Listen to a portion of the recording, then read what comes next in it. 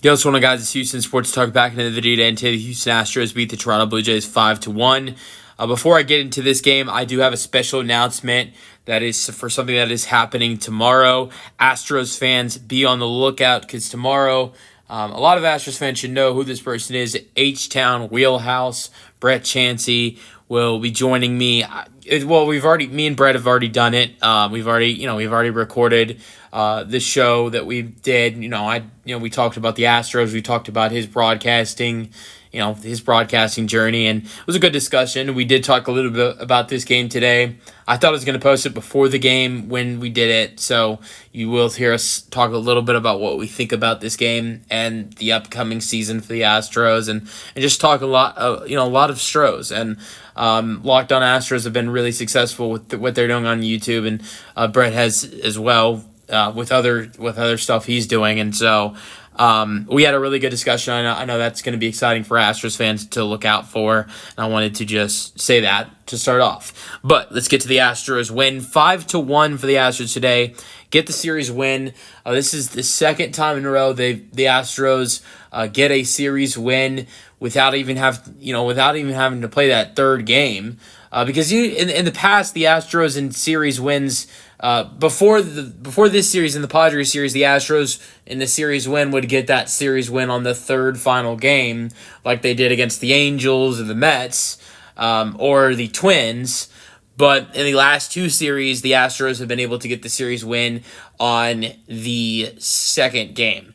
Now, here's the question: can the Astros? They were unfortunate. They were unfortunately not able to do this in their last. On Sunday against the Padres in their last chance to do this, but can they get their first sweep on 25 will be the question tomorrow. And can they go to 13-11 and 9-6 at home? That would be great for this Astros team tomorrow. It really would. We'll see. We'll see if that can happen. I don't know. That will be interesting because the Astros did have an opportunity to sweep the Padres on Sunday. We're not able to do it. We'll see if they can try to go get out go and get another sweep, but get their first of 2025. But let's get into this game. 12-11 is the record now for the Astros. Astros back at over 500 for the first time since being 2-1. When they finished off that series against the Mets, Spencer Getty had an amazing outing. And, another thing I will say is, how about this? For the Astros, for the second time this season, they are over 500. That seems like something you shouldn't be proud of, that, your team's, over 500 for only the second time in 23 games. But keep in mind, last year, the Astros, they didn't reach an over 500 record until near July. So, for the fact that we're not even end of April yet, or near end of April, and the Astros have already done that twice. It says a lot about how the Astros have played so much better this year so far.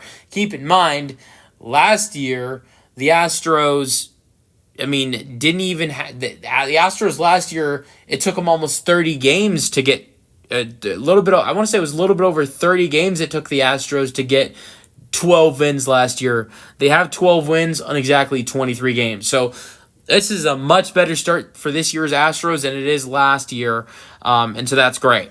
All right, let's go over some stats. Another thing I will go over before stats, another thing I will go over is how better the Astros have played at home recently. They started off a rough 2-4 at home. It was really bad. We saw the offense not being able to produce runs at home, and it was a real huge issue through the first two series against the Mets and Giants. Really bad for this Astros team.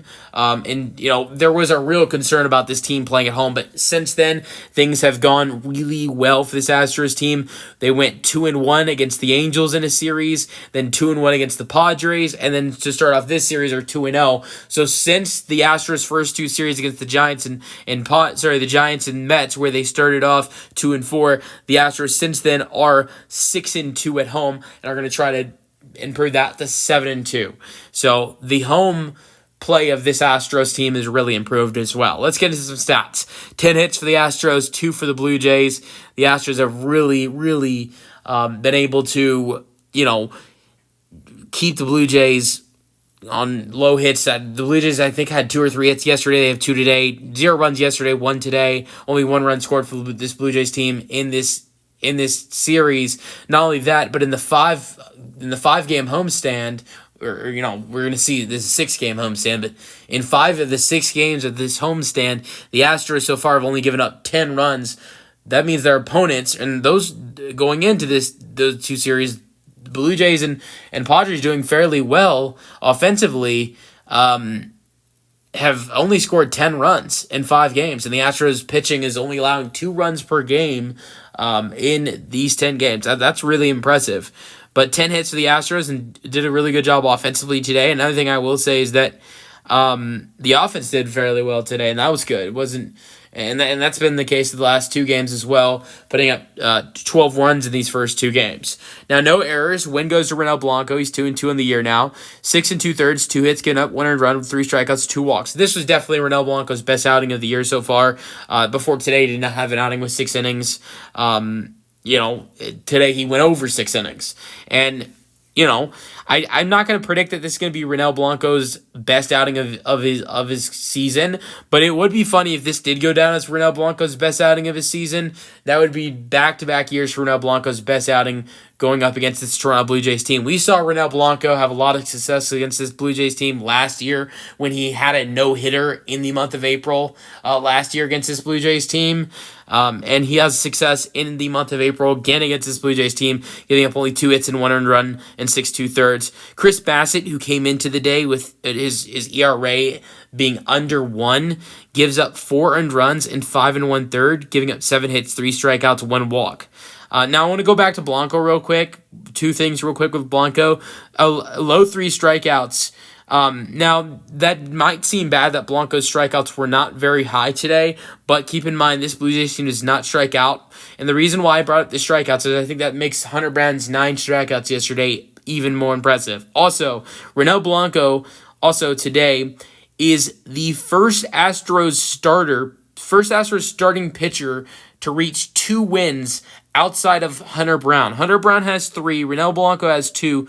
Ryan Gusto has 2. But one of those wins one of those wins is as a starter. The other is is when he was a reliever and pitched in extra innings to the Astros.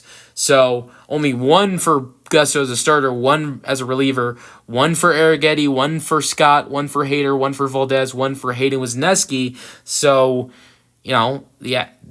that's kind of crazy that before today, the only Astros starter that had multiple wins was Hunter Brown. Now Blanco joins him on that list. Let's get to some scoring. Astros scored 3 early runs today. Pena infield single extends the hitting streak to 13 games, 1-0. Christian Walker hit a rocket to score Alvarez 2-0. It was unbelievable single to center 2-0. And then Brendan Rodgers back-to-back days with RBIs for Brendan Rodgers and 3-0 after that. Then Lukes hits a solo shot. It's Nathan Lukes.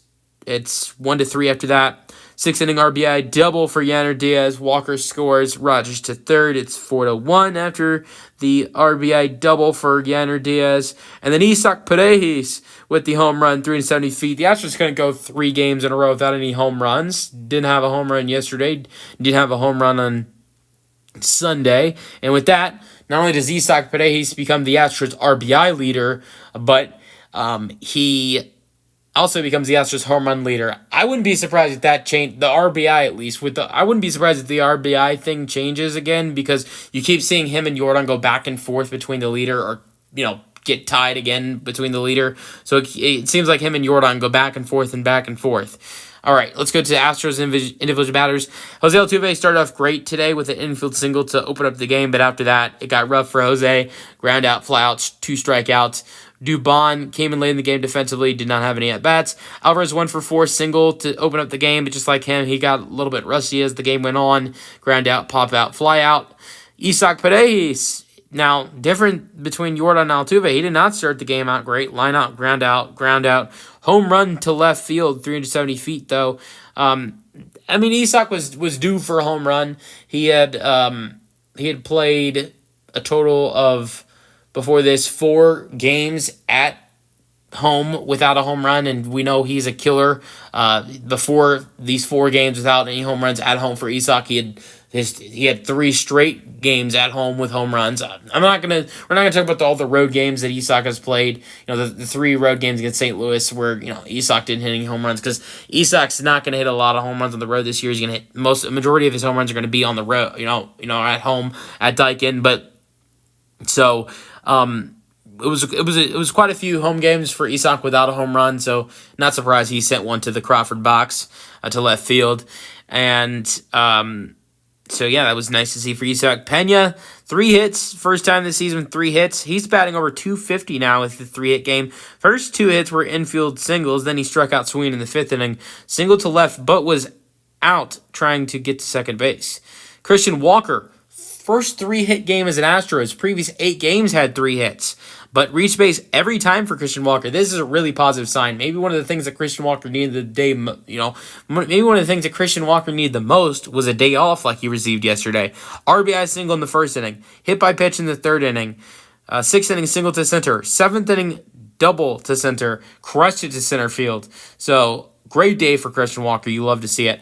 Brendan Rodgers only had 1 official at bat, but it was a really productive day for Brendan Rodgers. Sacrifice fly for an RBI in the 1st inning. Hit by pitch in the 3rd inning to load the bases. 6th inning walk, only walk for the Astros of the day. And then 7th inning struck out looking.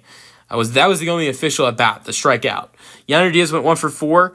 Line out, ground out, double RBI in the 6th inning. 7th inning fly out. Then we've got Jake Myers 0 for 4. 3 strikeouts, ground out to 3rd. It's tough to see Jake go back-to-back games struggling. Jake Myers last week, it's been this flip-flop. Tuesday against the Cardinals in the loss, he had Jake Myers. Monday in a I was right. Tuesday in a win. Jake Myers had an amazing 3-hit game. Then Wednesday in a loss, no hits. Thursday day off, but Friday went right back to 3 hits. Saturday, no hits. Sunday had 2 hits. And then yesterday, no hits for Jake Myers. You thought that streak would continue for Jake Myers, where he's, one day he's no hits, next day multiple hits, sometimes 3 hits. But today, Jake Myers, for the first time in a while, has back-to-back days with no hits for Jake. But still batting well over 260, near 270. Cam Smith, his hitting streak ended. He had a hitting streak before today, but he did walk. And I was wrong. Brendan Rodgers, that wasn't the only walk today. That was the second walk for the Astros. Cam Smith's walk in the 6th inning. But he had 2 ground outs to 3rd and a strikeout swinging. Chas McCormick replaced him defensively. Outside of Ronel Blanco, Brian King only made 1 pitch today, got the out, and that was it for Brian King. Outside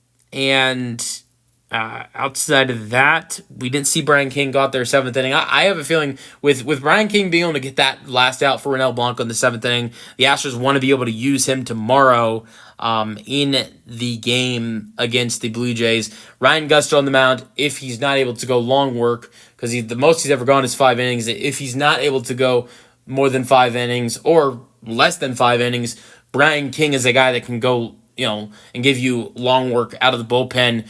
And that's something he wouldn't be able to do if he would have pitched another inning for the Astros today. So instead, they give the birthday boy an opportunity. Brian Abreu, happy birthday. 2 strikeouts, 13 pitches, 11 strikes. Josh Hader gets the job done in the 9th, gets the save. No, he didn't get the save today, I don't think, because he didn't get the save. But still, Josh Hader went out there and pitched. I think this is the first game we've seen Josh Hader pitch this year where he doesn't get the save or a win.